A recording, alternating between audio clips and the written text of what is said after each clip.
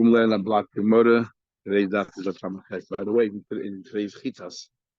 It says Tunu Lochem Meifus. Paris says this is tomorrow. It says Tunu Lochem Meifus. It should have said Tunu, Tunu Li Meifus or whatever it is. It says Tunu Lochem. The real doubters were eating themselves. So this is for you guys. Even though you're doing it in front of Pari, it's actually for yourselves. Yeah, that's when we say it's a big thing. Get to that stage. We're up to the Samach Ches Amud Aleph, and we had a machlekes between Rav and Rav Sheshes, which very similar to machlekes Rav and Yosef before. Rav says that Yush on its own is kaina. So if the Ganef stole it and the original owner abandoned hope of getting it back, the Ganef can keep it. Yush is kaina. And Rav Sheshes says the Rav must have been half asleep when he said it. Yush is not kaina. And the discussion is about the sale. When you sell the sheep or the cow or the ox, you pay 4 or 5 times. If Yush is not koina, how in the world did you make a sale? You can't sell something that isn't yours. So it comes out like this. According to Rav, that says that Yush is not Yush is koina. So if the original owner abandoned hope of getting it back, Yush, it belongs to the Ganef now. If it belongs to the Ganef and then he turns around and sells it, he sold his own item. What's the problem? So it must be talking about he sold it before Yush. So what's he being punished for? Going through the motions of trying to sell it. Going through the motion of trying to sell it. That's what he is. That's the Aveda of Mechid. Even though the poil is not a valid sale. Where do you find a precedent for that? And later in the Gemara we'll see the Torah says if you kidnap somebody and you sell them, and he's Amab, you work with them. Now you can't sell a person. No person's ever been Yayish on themselves. Nevertheless, you get punished for that. Why? Because you went through the motions. Rav Sheshes says no. Rav Sheshes says Yush is not kaina. If you sold it before Yush, then he says there's no sale. And like Rabbi Kiva says, nishtar reish, that you gave roots to the sale. There's no sale here, so therefore it's an avera. He says you have not liable for that. You don't pay 4 or 5 times. It's only Yush, but Yush is not kaina. So if Yush is not kaina, how is that a sale? Because then there's by the lokeach there's Yush and shini reshus. The lokeach now bought it legally by the time he took it, the original owner abandoned hope. So the lokeach made a purchase, so the sale is a valid sale. Or when is the sale a valid sale? Only after years. That was the argument you have between Rav and Rav Sheshes, and that's we bring you different proofs. And now goes the next proof here, and we have to halt cup, as they say. There are 3 dinim in this brisa coming up, and the brisa itself seems to be a little contradictory, hard to understand. So the question is, how do we view the brisa? Do we make changes like Rava says, or do we learn that there's no changes? And we'll see later Rav Papa or Rab Zvid. Says the Bryce as follows. Mace, I'll ask you a question. It says, case number 1. Gonaf, Shimon stole from Reuben, Uvo Achar, the Gonvoy, and then later he stole from Shimon. So Harishan, Mishalim, Tashlum, Shimon stole it. He has to pay. He's a gan if he pays, to Reuben, to original only, he pays Kef. But the second guy pays to the first guy. We're talking about all these cases we're talking about is that the item that was stolen is no longer in existence. Because the item was stolen in existence, there's nothing to talk about. Go back to the original owner. The item in existence, now it's a question of compensation. So the second guy, all he pays is Keren. Because it says the gunaf beisa ish only for stolen from the original owner, and you don't pay kefil if it's not stolen from the original owner. Where did the second guy steal from? From the first guy. Which means that the first guy hasn't yet been kind of. Okay. And we'll reiterate this in a minute. Case number 2. Gonaf, Shimon stole from Reuben, Umachar, and then Shimon turned around and sold it. There's a little bit of coffee left. Okay, we're Samach Ches Amud Aleph, and we just having still discussion. Rav says that Yesh for Ganef is not koina. And the reason, Yesh is koina, and when a Ganef sells it, if it was after Yesh, it's his. He sold, there's no problem. You don't pay 4 or 5 times. When do you pay for it? If he did it before Yesh? There was no sale before Yesh. You're right, but for the fact that he tried to sell it, that's what you pay 4 or 5 times. Rav Sheshes says no. For that alone, you don't pay 4 or 5 times. It's dafka after Yesh, but therefore he says Yesh is not koina. But if it's not koina, so it's not a sale. But by the lokeach, it's Yush and shini reshus. And therefore the sale is a valid sale, but provided there was a year. So now we're asking the following question. The Braisa has three cases. Case number one was Shimon stole from Reuben and Levi stole from Shimon. Now the Braisa doesn't tell us whether it's talking about before Yesh or after Yesh, and that's what we're going to try to work out here, and then see who is Rav's, or Rav Sheshes is right. So case number one is that Shimon stole from Reuben and then Levi stole from Shimon. Shimon pay, and the object is no longer in existence. Shimon pays kefil to Reuben, and Levi does not pay. Levi does not pay kefil to Shimon. He only pays the ket and the principal. And why doesn't he pay kefil? Because it says in pasuk the gunaf mitbeis ish. If it was stolen from the original owner's house, Shimon is a ganef, not the owner. That's case number one. Case number two, we're in the second white line. What happens? Gonav Shimon stole from Reuben umacha, and then he sold it to Levi. Uvog acha came along Yehuda and the Gonva stole it from Levi. So Shimon's ganef, Reuben owner, Shimon ganef, Levi buyer bought it, and Yehuda ganef. What happens in this case? What do you call it? Is Harisha, the first guy, stole it and sold it. Well, you know what happens then? You pay 4 or 5 times. Harisha mishal teshlumi above chamisha. The Hasheni and the second guy, but who's the new owner now? Levi. So therefore, Levi's the new owner. So when Yehuda steals it, he now stole it from the new owner. So he pays kefil to the Hasheni mishal teshlumi kefil. So the second ganef, which is Yehuda, he pays kefil to Levi, because Levi was the buyer, so Levi now is the new owner. Again, we don't know what we're talking about here, before Yesh, after Yesh, and so on and so forth. So Yehuda stole it from the owner, and he pays kefil. Okay, it's case number two, which sounds like it's after Yesh, so therefore belongs to Levi, and therefore Yehuda is chayiv. Okay, we'll come to that. Doesn't matter. It's after Yesh. Yeah. What about if it's, we'll see in the Gemara. We'll work out what's going on there after 4 years. Case number 3. Gonav Shimon stole it, but instead of selling it, v'tovach, he shechted it. He shechted it. Ubo came along Levi, the Gonva, and stole it. Now, Shimon stole it, and he shechted it. So what happened? You pay 4 times. Hey, that's all right. But the Sheni ain't a Mishal Shlomo Kefil. Second, it does not pay Kefil. And that is very problematic, because when Shimon shechted the animal, he made a shini ma'isa. So after he pays a penalty 4 or 5 times, who owns now the pieces? Who owns all that? Shimon owns the beef, because he made a shini ma'isa. We learned before a shini ma'isa is Cana. So why doesn't Levi have to pay kefil to the new owner, to Shimon? That's a problem. Okay. We'll soon explain the 3 cases in the Braisa, but first, what's the purpose? Why even bring this down here? Tani Mia Mitzia. So let's focus on the middle case, because we're trying to understand Mechira. Remember, Mechira, according to Rav, Mechira must be talking about before Yesh, because if it's after Yesh, then Shimon, the Ganef, owns it, because after Yesh is Kaina. So he sold his own thing, so it must be before Yesh. And if it's before Yesh, then the sale is not a sale. So Levi is not the new owner. And yet, what does the second case say? The second case says that the second guy pays kefil to the second ganef, who stole it from the buyer, pays kefil. Why? The buyer doesn't own it. It was sold to the buyer before Yesh. It's not a proper sale. That's the problem with case number 2, if you follow it up. So the Gemara, he stole it and sold it. The gun came along. So you have Shimon who stole from Reuben, and Shimon sold it to Levi. And remember, according to Rav, must be talking about before Yesh, because after Yesh, it belonged to Shimon. And if he sold to Levi, no problem. So it's before Yesh. Then he sold to Levi, which is not a sale. And then comes Yehuda and steals it from Levi. What do we say? That Yehuda has to pay kefil to Levi. So the Gemara, the gun, Amos, what is talking about? Why does Yehuda pay kefil to Levi? Levi is not an owner. She knew the shoes below Yesh, the sale was definitely not a sale. If there was no Yesh and Shimon sold it to Levi, how did it become Levi's? It was never kind. So why in the world is Yehuda paying kefil to Levi? Or to anyone? Nobody's kind. It's the original owner. The original owner got his 4 or 5 times. You don't pay second time. Surely we're talking about last Yesh. Talking about after Yesh. And yet we're saying that the first Ganef has to pay 4 or 5 times. What does that tell us? That Yesh wasn't kind of. If you Rav believe that Yesh is kind, so if it was Yesh by Shimon when Shimon were holding on to, he was a Ganef. If the Reuven was Meyayish, then who owns it now? Shimon. So if he sold it, what's the problem? Why pay 4 or 5 times? Shaloyu Tovea, Shaloyu Meichen. I'm over here. David is Robin. He's on his own. That's a Kasha and Rav.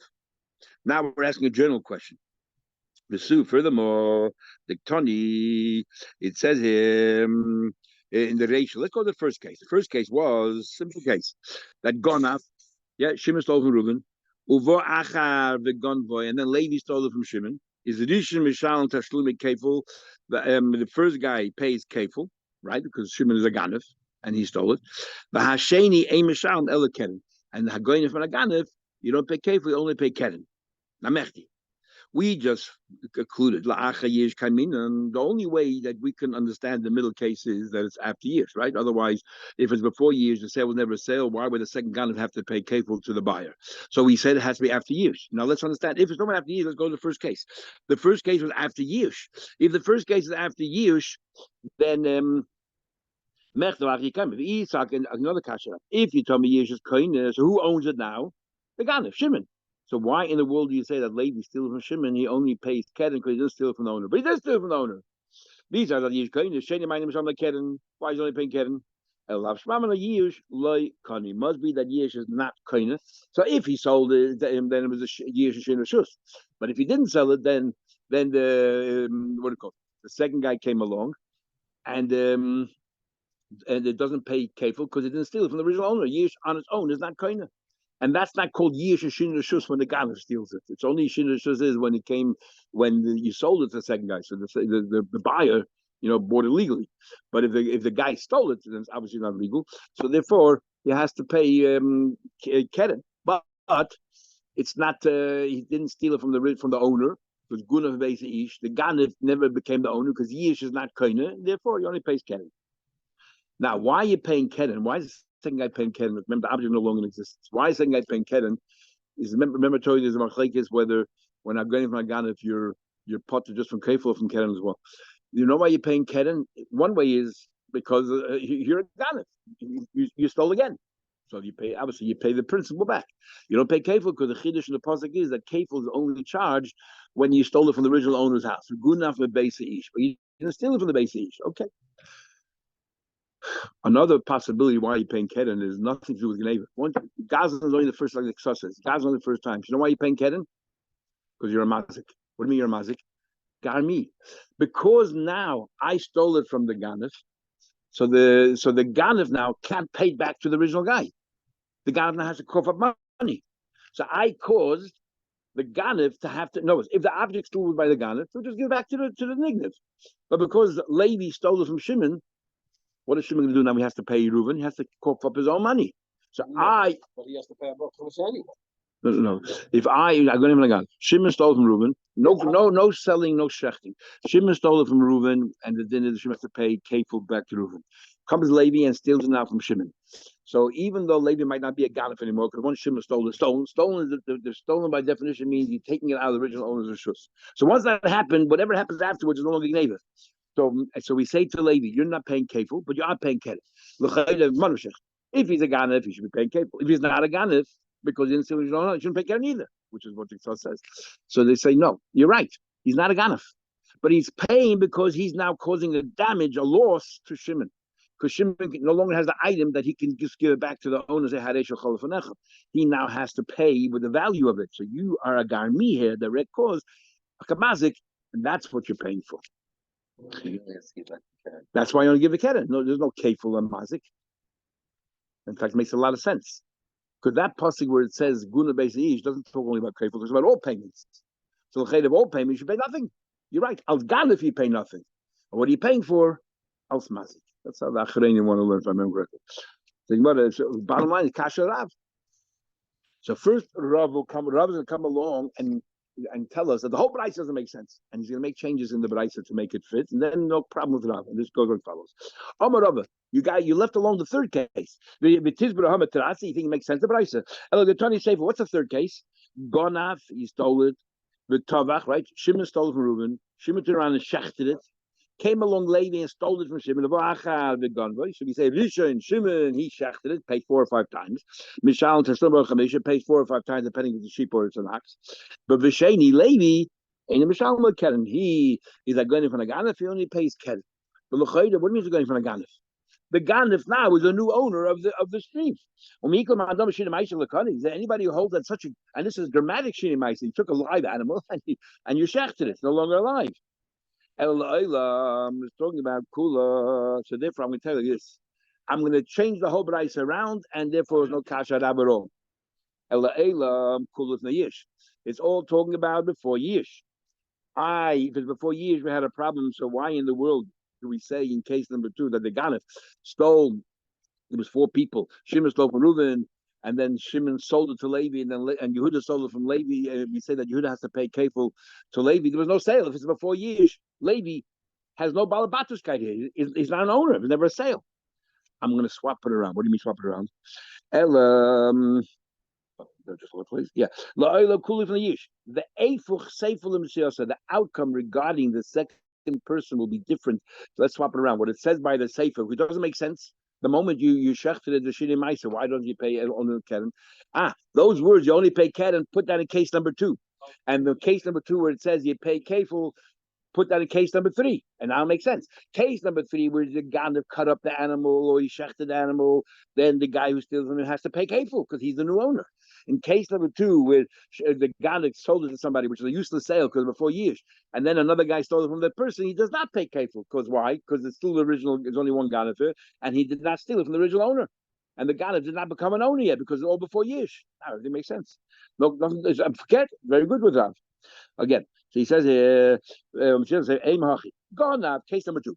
Gone after he stole the moch, he sold it. Another guy came and stole it from the buyer. Yeah, for sure. And the Hasheni ain't Mishal Keren. And the second guy, what do you call it? In the case of moch, he only pays Keren. Why does he only pay Keren? Because the buyer is not a sale. There was no sale. It's before years. So the original owner was Reuven. You didn't steal it from Reuven. You stole it from Levi. Shimon sold to Levi, which is not a sale.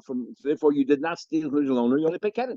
Even in our version, it says you pay kefil. He said swap it around. Say you only pay keren. The shini reshus below yesh like honey. Everyone agrees that shini reshus without, if there's no yesh, there's no sale. Last case, gonav v'tovach. If Shimon stole it and he shechted it, and Levi came and stole it from him. That stays the same what it says in the Bryce. The first guy pays the full amount, but the Hasheni and the second guy who stole it from Shimon, in our Bryce it says you pay only keren. No, you're supposed to say you pay kefil. Yeah, so who's the new owner now? The ganef. So therefore you stole from the ganef. You stole from the owner. You paid kefil. The kind of machine ma'aser. Not everything makes sense according to, but how do you make sense? By swapping the Bryce around. Our Papa said he said, you asked me a question. You, Rabbi, asked me a question, or you asked a question. The third case of the Braisa doesn't make sense. If you shechted it, there was a shini ma'isa. How can the Braisa say you only paid keren because it's as if you did not steal it from the owner? Yes, he did because shini ma'isa made the ganef the new owner. So he said, I can answer that part. Say for B'Shamahi. We learned yesterday that B'Shamai doesn't believe in the whole concept of shini. Right, because it says gam haim that the shinuyim are included in the case when you gave a gift to this esnan to this harlot is beisham and the shinuyim is not, it doesn't work. So the mother says that's all good and fine. Or bihachi kasha but our papa is saying doesn't help us. He only answers the last question Rabbi asked about the Braisa, but we still have a problem with the Rav, and we're trying to defend the Rav. Omar Azvi, the Gavi comes along and gives a different answer altogether. La'elam kula lifna yish. Yes, it's all talking about before years. But you wanted to swap the Bryce around. That's how you made it work, right? Otherwise, case number 2 doesn't make sense. Why doesn't Yehuda, the second ganef, pay pay kefil when there's no buyer here, right? Because it's all before years. The hochab my skin. Someone has a very simple answer.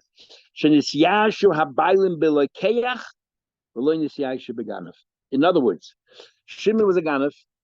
He stole it. He has to pay and he sold it, so he has to pay 4 or 5 times. Now, the sale is not a sale, right?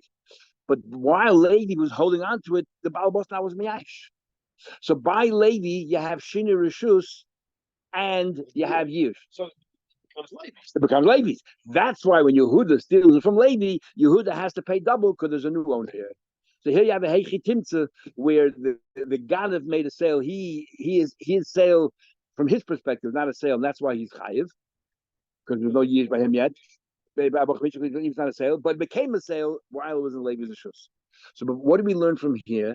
That the order of Shinur Rishus doesn't matter, even though the Yish happened. The whole, remember I told you last time Machlekes, the Tzayis HaChayshin and then Sivis. Actually, Machlekes Amaroim. Actually, it's Machlekes in Rishonim as well. Is Shinur Rishus, the whole idea of Shinur Rishus is to counter the Yisur Asli Yoda? Because we ask a question, why doesn't Yish work by Geneva? And we said, you know why? Because by Aveda, if it was Yish, and then you picked it up, it came your hand be Hetera. Over here, you stole it, and then it was Yish. The Yish cannot counteract the Yisur Yoda. So when it comes, if that's the word, then the only way it can work when you sell it is that there was first Yish by the Ganef, and so then when the buyer took it, it was already after years. So beheteda asli yodeh. That's one way of learning. But our Gemara, the Rambam Paskin, this the Maggid Mishnah said this is the marker of the Rambam why he passed in this way. That I don't care if the Yeush happened after the Shinur Rishus. So the when the buyer bought it, was also illegal. He was fencing stolen goods because there was no Yeush yet. But the Tzaz explains that Shinur Rishus is not to counteract the issue of the other. Shinur Rishus is just like Shinur Ma'aser. It's a form of a kinyan. Shinur Rishus itself, somehow or another, changing the ownership has an impact on the object itself. It's not just, something extraneous to the object. Ownership is a metaphysical relationship with you and the object, and therefore it changed the object. Remember I told you when you own something, do you only own, but more than that, do you own the use of it or do you actually own the thing itself? So if you learn that you own the thing itself, then something happening, and when you change ownership, something changed in the item itself. If you learn that merely have the right to use it, then the item, nothing changed. And that's the word here. The Tzos says that Shinur Rishus, something happened. And therefore, I don't care if it's the reverse order. Yeah. When Yish takes place, Tomorrow we'll talk about it soon. We'll talk about it soon. I'll get it back by next Thursday. So, because the halach is Yish, we pass like about Yish, Limidas, Yish, Limidas, lot have a Yish. So we have to know. But we have a rule, for example, as Gemara said right there, if there's no simon, we assume that everybody will be miyayish. So we sure everybody's miyayish. When there is a simon, but if it's down in a shalutza shalnor, or yam and all that, we'll be miyayish. We'll still think about it in a minute. Oh, in a few minutes. Talking about it further. When it was possession of the keach, but they were not miyayish while the possession of the ganef. To have a yiyush. Okay, but skip those words. So v'loy tema, and don't say mishum de beinin yiyish v'shinur rishus. And so the Rab is a question we see over here that yiyish alone is not effective. He says no. Don't really yiyish alone is effective. And we're talking about it. The truth of the matter is, even the Brisa could have told us a case where there was Yush and the guy sold it to a third. Shimon stole it. There was Yush. Then he sells it to Levi. No problem. It's a valid sale. But then, if Shimon would have sold it to Levi, he wouldn't have paid the 4 or 5 times because it became his. So he said the reason why the Brisa talked about before Yush is because the Brisa is trying to find a case. How is it possible? Where the first guy pays 4 or 5 times, and the second guy pays double, which means the first guy didn't own it. And yet the second guy, as if somebody owned it and he has to pay. How's that possible? There's only one way. And that is that the first guy sold it before Yish, but by the Lekeach, there was a Yish. So now the Lekeach became the new owner because Shinur Rishus and Yish. And now the second guy pays again double. That's why the bride talk about the case. Not to say because we don't agree with Rav. No. Yish alone is Canaan. Should mean Yish should know. Really, Yish alone worse than Rav, and that's the price also. We don't find a Heichi Timtza where both people have to pay. That both pay the penalties, which means that and because you don't pay penalties if you didn't steal from the original owner. So the first guy pays penalties, and yet he knows he didn't become the owner, and yet the second guy pays penalties because somebody became the owner in between. That's why we learn as the Lekech sandwiched in between. Okay, interesting. You have to help up. Itmar. So now we'll continue on the same theme. You sold it before Yish. We already had this on top of the page, and now this is the Gemara referred to this piece right here. Rav Nachman says, Chayiv. Even though there was no sale, you're Chayiv for going through the motions. And now, it's Rav Sheshes says potter ya potter. Why? Because it's not a sale. So everyone will agree that Yush is kind. If he would have sold it after Yush, everyone agrees that Yush is not kind. So if he would have sold it after Yush, that's what the Torah is talking about. You pay 4 or 5 times, and it's a valid sale. Why? Because the machine reshus by the lekech. Their argument here is, what about before years? 4 years there was no sale, but you went through the motion. Why? And you sold it. The fact is, you sold it, so therefore, you thought you sold it. That's good enough. Now, if you remember the Gemara Tumur Davov, we had a big machlekes Abai Rabba. Kol mada Omer Achmon Eloi Savid I Ovid Mahani Eloi Mahani. It says that don't do something, but if you did it, it'll help or not. And the Gemara there has a discussion here about before years. Because before years, it doesn't help, and yet we're saying you're over and Aved, you got to pay 4 or 5 times. So this l'chayda proves. So if you hold that I Ovid Loi Mahani, nothing happened, so it must be that the case is after years. It can't be before years. Rav Sheshes says potter. Why potter? Only after you know why the Hani Maisa was a sale. I believe the years but before years it doesn't help. Why? It says just like when you shechted it, it's irreversible. So too the sale had to be an irreversible sale. It had to be a proper sale. Now we're gonna. It's the same 2 questions we had on top of the page, and this is the same. These were the answers are gleaned from. How do I know that it's only talking about after years, before years, even though you try to sell it, you don't pay a penalty? The Tanya, I'm going to tell you why did the say why do you have to pay such multiple times? And why pay again? You already stole it. You're already going to pay a penalty. Why if you go ahead and shecht it?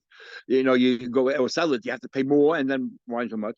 Because you gave roots to your avela. Not only you stole it, you could have given it back. Now it's gone. Now, Amos, Elam is not used. Okay, Tvicha, yes, but if you're selling it, it's not a sale. What do you mean? You gave roots, you can just take it right back. There's no sale. And Lavacha Yesh, the Raya, it must be after years. Says Omar Rabbi, no. Change the word from Nishtadish to Shana because you got into the habit. You did one Aveda, then you did a second Aveda, and for that, would punish you a second time is much worse than the first time. Nasa Heter, after a while, as Rabbi Huna said, once you shon the boy, nasa hutraloi. So you might ask hutraloi. Come nasa ke hutraloi. Once you get used to it, the second time is much worse than the first time. It is. We're paying a penalty for it. Well, it depends if every. But you only remember. I told you the Rosh says that the value of the animal we don't look at when you stole it. We look at when you shechted it. Why? Because it's a new. It's not tagged to the before. It's a new. It's another step in your dishes. Toshma. Again, it's irreversible. It's irreversible. Why is it irreversible? Why is it irreversible? There's no sale. And after years, and it must be the years is not kind because if years is kind, then it became yours. What do you chai for? No, talking about before years and just going through the motions. So the chayda, so what means reversible? It's always reversible. But even in your mind, you only sold it for 30 days, then it's not even in your mind. It's not considered a sale, and you're not over. Remember, you're over because in your mind you try to make a sale, and we're saying here, but Prat Chazal means if in your own mind it wasn't a proper sale, you only leased it for a month, then you don't have to pay. So anyway, Rabbi also agrees the chiv after years. Rabbi says, Tate, I want you to know. This is what you asked. Stam gneva years by the moon. As soon as you stole something, it's already considered years. You ask how do you have to hear it? No. We had before machlekes of stam gneva or stam gezela. Stam gneva, even when you come home, you find out your house was ransacked. You give up hope of finding it. You have no idea who to go out. Who are you going to chase? So you give up hope. You call the police, they'll do nothing. So you give up hope straight away. The Torah compares. Yeah. Very good. The Torah says, he sold Mishalim Tashlumi above, he sold 4 or 5 times. How come you're telling me that? So Rabbi says, the only way you're over for selling it is if it was after years. Because before years, there was no sale. This is the Raya of Sheshes saying, Rabbi agrees with Sheshes. Because before years, there's no sale. It's after years. And so, and therefore, if you sell it after years, is effective. I knows me Aish. I knows me Aish. You must come to one conclusion. Stam Geneva, the guy's me Aish straight away. Vidilma Afagab the Yayish. How do you know it's talking about after years? You made a conclusion of Belosa. So after years, and therefore you say it must be that Stam Geneva years by them. Maybe it's before years and just going through the motions. Like we learned before, like Nachman. Maybe he's talking about we're asking below. Maybe he's talking about before years, and you thought you made a sale, and that's what you're chayiv for. Not after years, and then you're asking, how do you know there's mayayish? You're going to say we assume there's mayayish. Maybe before years, there was no sale. He's in his mind there was a sale. Amri Sarabloza says back, you can't say that. You know why? Because the trader compares sale to tvicha. Ma tvicha dahana ma'asav. You know you were affected. You killed the animal. So I believe the mechila has to be effective. No, it has to be a proper sale. So it can't be talking about before years, but after years. Between years, Yerushalayim, it's effective. But how do you know the guy was Miyayish? Well, you call up the nickname, hey, Miyayish, how do we know? Must be we assume the guy was Miyayish. The Lifna Yish, Mayahani. And if it's before years, what does it help? For the Gemara, the dealing with the Shamina, the Yayish, maybe you have to hear, like you asked, maybe you have to hear that the guy's Miyayish. Amri said that it can't be. Why? Again, do me the tvicha. Ma tvicha la'alter, af mechil la'alter. Just like tvicha is straight away, he shecht is already chai 4 or 5 times. So too, if you sell it. Now the question Taisa already asked another shayim. But if the guy didn't know it was stolen straight away, right? The guy didn't know it was stolen straight away. It's yesh lemedas, and the halach is yesh lemedas lo have yesh. So Taisa says even tvicha impossible to do straight away. You probably have to bring it home first and prep the animal and get ready for shechita. That duration of time is sufficient time that most people will already become aware that their house was ransacked or something is missing, and they would be miyayish. Rabbi Yechon said to his Talmud Abelazar, Geneva benefesh t'chiach l'chayre. I will prove to you from Geneva benefesh that even though it was not a sale, and the person and knows even before years, he's still chayiv. Why? You're kidnapping. And then the guy is on Miyayish himself. He's still alive. Every person alive wants to stay alive. And yet you're chayiv for that sale. So we see that the sale doesn't have to be effective as long as the person went through the machinations of the sale. That's it. So Gemara says, okay. So Rabbi Yechon argued Miklau is clear. Rabbi Yechon is saying before years. The Sarva Rabbi Yechon lifna years chayiv. Rabbi Yechon clearly holds that if you made a sale before years, the Ganef sold it before the owner was Miyayish, you're chayiv. It wasn't an effective sale. He doesn't hold you have to have an effective sale. Look at kidnapping. It doesn't have to be an effective sale. As long as you try to sell it, doesn't matter if legally it's a valid sale. You try to sell it, you pay 4 or 5 times. Okay. What would he hold la'achiyish? Does he hold like Rab that yish is kaina and therefore after yish you're not chayiv anymore 4 or 5 times because now it belongs to you, belongs to the Ganef. So what he sold was his own animal. Or do we say, no, he holds like Rav Sheshes, or he holds like Rabbi Yosef, that Yish is not koina, and if Yish is not koina, therefore the sale is a valid sale, and he's high for that as well. Like Rav Nachman said, you're high before Yish and after Yish. Rabbi Yechon says chayiv. Rabbi Yechon holds you chayiv. In other words, he holds that Yish is not koina, like Sheshes and Rabbi Yosef, and Reish Lakish is potter, because he holds like Rabba, and he holds like what do you call it, Rav Nachman. Like Rav, that not like Rav. Hold like Rav Sheshes, that he holds like those who say that Yish is koina. He holds that Yish is koina. Rav Sheshes and Nachman both hold Yish is not koina, and therefore if you make a sale after Yish, you're still chayiv. But he holds like Rabba that Yish is koina, and therefore if Yish is koina, and like Rav, if Yish is koina, you're no longer chayiv for sale. So we see so many Amoraim arguing, and that's what causes all the problems. Long takes who the halach is like, because we have always rules. Rabba Rabbi Yechon halach like Rabba, but Rabbi Yechon is halach like Rabbi Yechon, and Rabbi Yechon holds like Rabbi Yosef. So what do? Because Rabbi Yechon holds Kish is not kaina, Rabbi Yechon holds Yish is not kaina. So it's problematic, and there's a big machlekes in Pasuk as well. Rabbi Yechon mechayiv chiyuv ben lifnei yish. Rabbi Potter chiyuv lifnei yishu. There's like you only chayiv before yish because he holds you go through the motions. Of the yish kana, but after yish you were kaina, the Ganef is kaina, but shlo yutaveh, shlo yimayich. Ace Rabbi Yechon is lucky. Rabbi Yechon is lucky. Had a discussion. Rabbi Yechon asked the following. He says lucky. It says Gonaf Shimon stole it, the Higdish, and then he made it Hegdish. Right now it belongs to the base of Mikdash. But afterwards, Tavach, and afterwards Shimon went ahead. They got it, and he shechted it. So Mishalim Tashlume Kefum, he pays kefil to Reuben, right? He stole from Reuben, pays kefil. But the Einim is sound to Shlomo Abba Chamisha, but it now belongs to Hegdish, and by Hegdish you don't pay. To show you the AU, and you don't pay for Hegdish. So nobody's saying that Hegdish, the Ganav made it Hegdish, and it was effective. Amos, when did this happen? It happened before years. How can the Ganav make it Hegdish? Me, Kaddish. How can Shimon make it Hegdish? Ishki Yagish is basic. My basic life kosher life. Like you have to wonder why you need a pasuk. I can make your thing Hegdish. Yeah. Ela pshita la'acha years. Moses talking about after years or after years. Talking about after years, and therefore why you putter, and the Hegdish is effective, and the only way you putter because it belongs to Hegdish.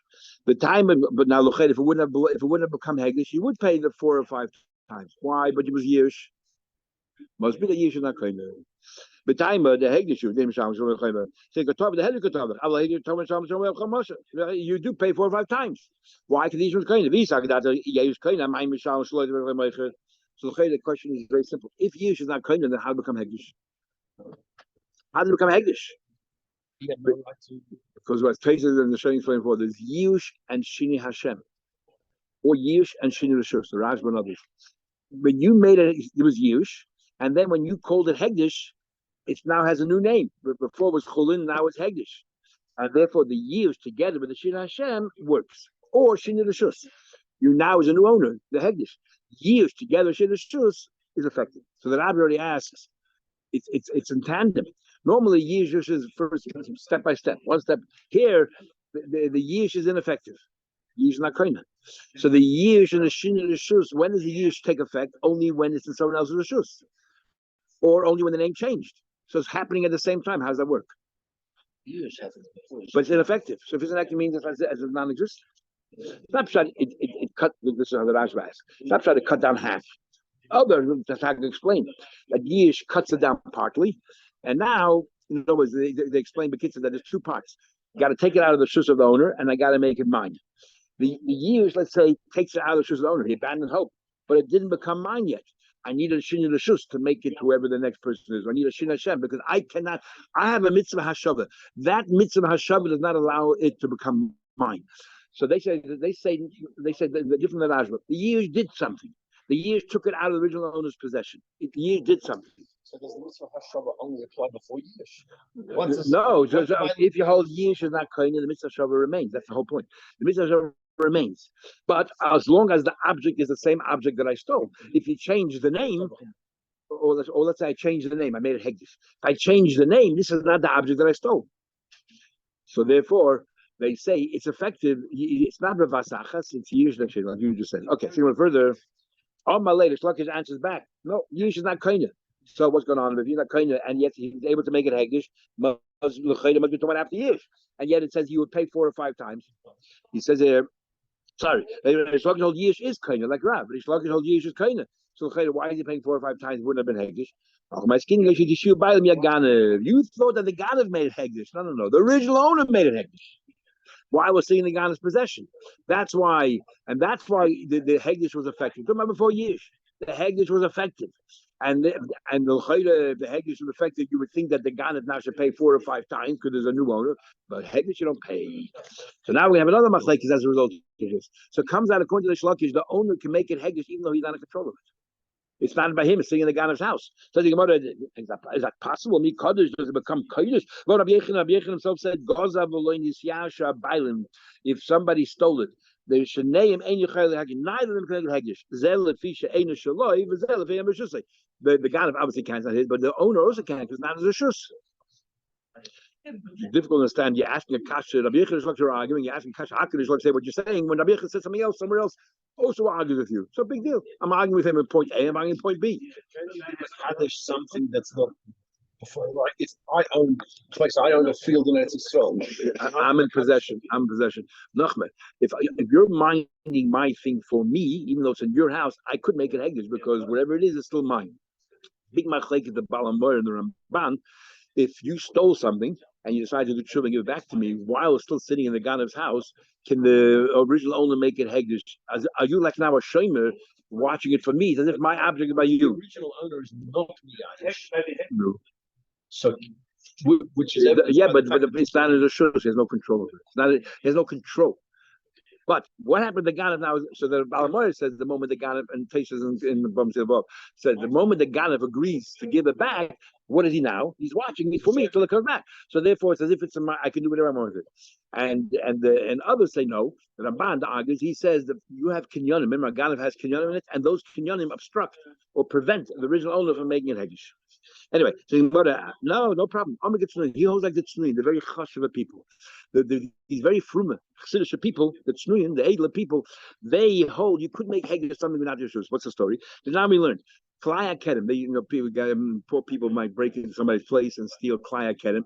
Not Klai Akedem, Netem Levi, which has to be taken to Yerushalayim. So they would make it hefker. So they say as follows: Manichin as somebody, they would put money down every night. But I would say, if anybody came in, broke in, and took things from here that he shouldn't have taken in, then they'll say, should become the kedusha of that should be transferred to this money, and I'll take this money to the shrine with me.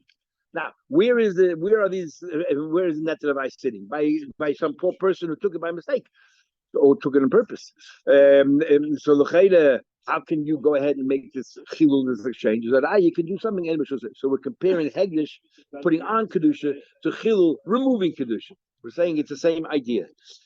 So the Gemara asks, yeah.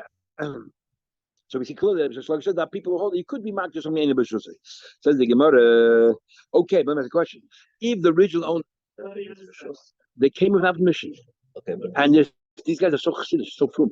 They say even though they're gonna have anything else, I want to make sure they don't eat most of the flakes together. I'm going to go around and tell them, yeah. So I'm going to take away the kedusha. Taking it, it's in his rishus. Yeah, so at that point.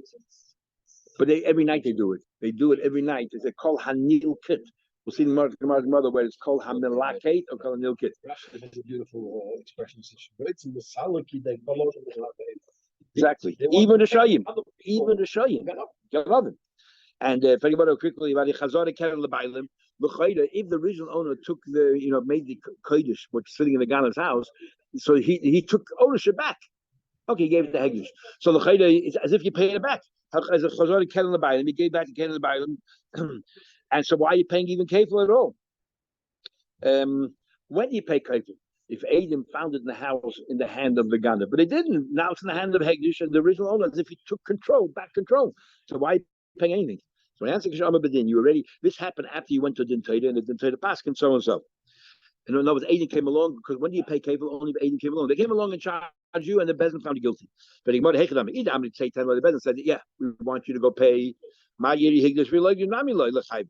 If the Bezin told him to pay, then why, if he didn't make a Hegish, you should be chayiv. Robert, say 10 loy. If the Bezin says, go, we were telling you, go and pay. We paskin made a determination, you have to pay. The moment Bezin says you have to pay, you're no longer in the status of a ganef now. Once Bezin paskin, you're now like a shayman. It's not like the case I told you before, the guy decided to do tshuva. We're talking about now Bezin paskin. Once Bezin paskin, you're no longer a ganef. You're no longer a ganef. If he tomorrow turns around and shechs and sells it, you no longer pay 4 or 5 times because it's not a continuation of a gneva. The gneva ended. My time it ended. But you pay just for what you did now, whatever the damage, but you don't pay any more penalties. If Bezin says if Bezin would say that you have to give, but didn't say it didn't go one step further. And my time why keep the if Bezin just says we feel that we paskin that you owe him money, then it's not yet. You didn't end the gneva until he actually pays. If Bezin says you need to go and pay the money, say but 10 loy, that's as if the gneva ended. That's not what we're talking about here. The Bezin, once the Bezin passes chayiv atlitin, therefore he has to pay kefil, and now the owner goes ahead and makes it hegdish. That's what we're talking about. After the psak of the Bezin, the owner went ahead and made it hegdish. So the Ganev has to pay kefil because the Bezin already passed so. But he doesn't pay the 4 or 5 times in this case because it's Hegdish's. It's a new owner, but it's Hegdish's. Okay. See you tomorrow. We'll see in this very theme. Can you make Hegdish or something that's not in Yerushus? Have a good day. Okay, thanks. Bye. Bye.